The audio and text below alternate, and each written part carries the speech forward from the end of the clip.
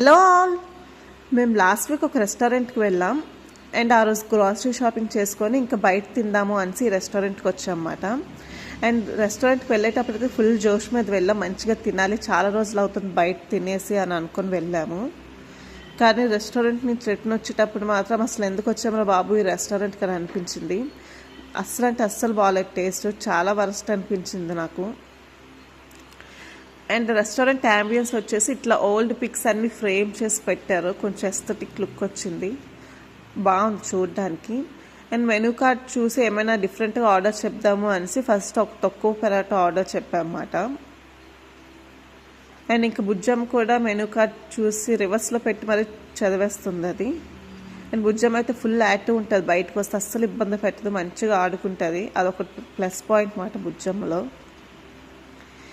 And order వచ్చేసి ఇది తక్కువ పరాటా అన్నమాట, క్వాంటిటీ చాలా అంటే చాలా తక్కువ ఇచ్చారు. సార్ నెక్స్ట్ ఐటమ్ అయినా బాగుంటుంది అనేసి ఇంకా పెప్పర్ చికెన్ ఒకటి ఆర్డర్ చెప్పాం, పెప్పర్ లాలీపాప్స్.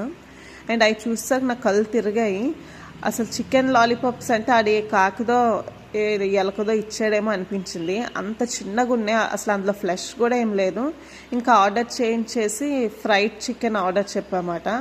అవి కూడా అట్లానే ఉన్నాయి, కొంచెం కోటింగ్ వేయడం వల్ల కొంచెం పెద్దగా కనిపించాయి అంతే, అసలు ఫ్లెష్ అయితే ఏమీ లేదు లోపల తిందామన్నా.